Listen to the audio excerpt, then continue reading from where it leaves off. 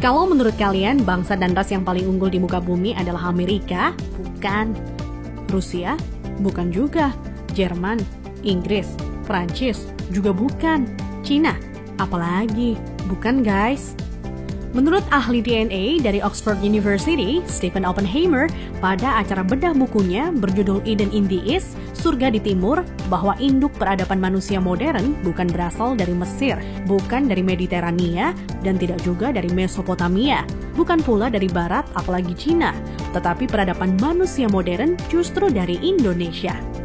Iya guys, bangsa ini merupakan pewaris tunggal kejayaan bangsa-bangsa besar di masa lalu. Dan agaknya, Profesor Arício Santos dari Brasil pun selaras dengan teori Oppenheimer. Dalam buku Atlantis The Lost Continent Finally Found, ia menyatakan bahwa titik Atlantis itu ada di Sundaland. Jadi guys, kita tidak pantas bersikap kerdil dengan memelihara sindrom inferior akut alias rasa minder terhadap bangsa luar. Kenapa? Karena nenek moyang kita dulu adalah bangsa yang unggul. Nenek moyang bangsa-bangsa. Jelas ya guys? Lantas, kenapa ada sejarawan menyebut bahwa nenek moyang kita itu tidak beradab, bodoh, penyembah berhala? Itu faktor penjajahan atau kolonisasi guys. Yakni pembodohan, pengaburan, dan pembengkokan sejarah oleh kaum penjajah. Menurut Juri Lina dalam buku Architect of Deception, Secret of Freemasonry, ada 3 cara melemahkan dan menjajah suatu negeri. Pertama, kaburkan sejarahnya. Kedua, hancurkan bukti-bukti sejarah bangsa itu hingga tidak bisa lagi diteliti dan dibuktikan kebenarannya. 3, putuskan hubungan mereka dengan para leluhur dengan mengatakan bahwa leluhur itu bodoh dan primitif. Guys, sejarah Nusantara ini dibikin oleh kaum penjajah seolah-olah hanya dimulai dari era kemerdekaan atau paling jauh di era Raja-Raja Nusantara dulu versi penjajah. Tahu nggak sih guys, ribuan tahun lalu Nusantara terbagi dalam 3 era loh. Era pertama disebut era Wangsa Keling. Wangsa artinya bangsa, sedang Keling artinya kuat. Jadi Wangsa Keling maksudnya adalah bangsa yang kuat. Konon di era ini, leluhur kita berekspansi hingga Kamboja, Vietnam atau Indochina, Thailand, Burma, Sri Lanka, India, sampai ke Madagaskar. Raja yang terkenal bernama Shailendra. Tulisan yang dipakai adalah huruf Talawa, di mana modelnya menyerupai huruf Mesir kuno dan Israel.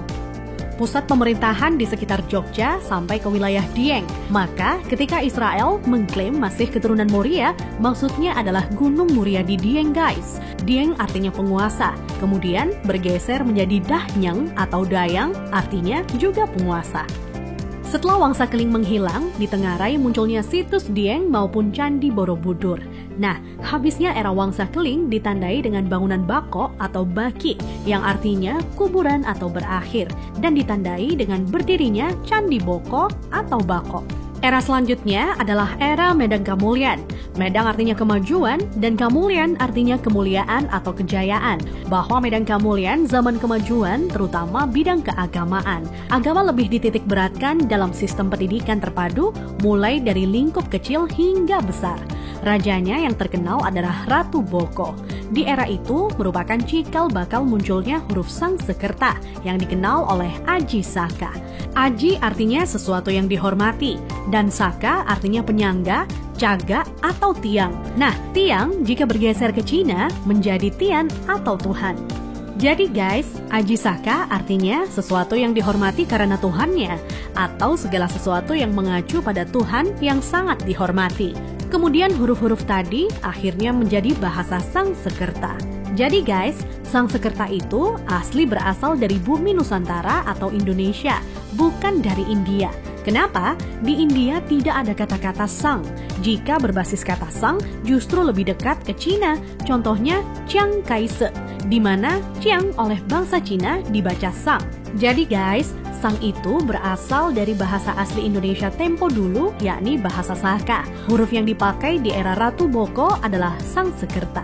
Iya, kerta artinya 4, sedang sang asal kata wangsa atau bangsa. Jadi, Sangsekerta itu 4 bangsa yang meliputi antara lain, pertama, bangsa Qin yang meliputi bangsa Cina sendiri, Vietnam, Laos, dan Kamboja. Kedua, bangsa Thai meliputi Burma dan Thailand. Ketiga, bangsa Afrika yakni Madagaskar, Sri Lanka, India, dan lain-lain hingga Mesir disebut sebagai bangsa Afrika. Keempat, Bani Jawa yang terdiri atas bangsa atau suku Jawa, Sumatera, Papua, sampai Kepulauan Polinesia dan Hawaii. Hingga kini, Sangsekerta kuat pengaruhnya di India dan Sri Lanka. Dari keempat bangsa tersebut, penguasa yang terkenal ialah Ratu Boko. Jika keempat unsur bangsa itu digabungkan, maka timbul istilah Nuswantara atau Nusantara. Nusa artinya pulau, antara artinya jarak, maka makna Nusantara adalah bangsa yang hidup di pulau-pulau yang tersebar dari Kepulauan Polinesia di ujung timur hingga wilayah Madagaskar atau Afrika. Selanjutnya dari era Medan Kamulyan berganti ke era Kahuripan. Kahuripan artinya kehidupan. Raja yang terkenal adalah Hayam Wuruk atau Brawijaya III yang terkenal dengan sebutan Jumadil Kubro sebagaimana makamnya di Troloyo, Trowulan, Mojokerto. Maksud kata Jumadil adalah Jum'ah atau Jumat yang artinya berkumpul atau bersatu dan Kubro artinya besar. Jadi Jumadil Kubro maknanya adalah berkumpulnya sesuatu yang besar atau istilah Sangsekerta disebut Sumpah Palapa. Melalui Sumpah Palapa, Hayam Wuruk berhasrat membangun kembali Nusantara sebagaimana dulu pernah gemilang di era Medan Kamulyan. Ia ingin menyatukan Nusantara yang telah tercerai-berai menjadi beberapa kerajaan atau wilayah kecil-kecil. Dan patih yang melegenda adalah Gajah Mada. Nah, hal yang tidak tercatat atau dihilangkan oleh sejarah modern ialah guratan atau ukiran pada batu sumpah palapahnya Gajah Mada yang ternyata berlafadzkan La ilaha illallah, tiada Tuhan kecuali Allah. Itulah guys catatan yang hilang dari sejarah leluhur kita yang menurut Arisio Santos. Leluhur kita merupakan nenek moyang bangsa-bangsa. Thanks to watching.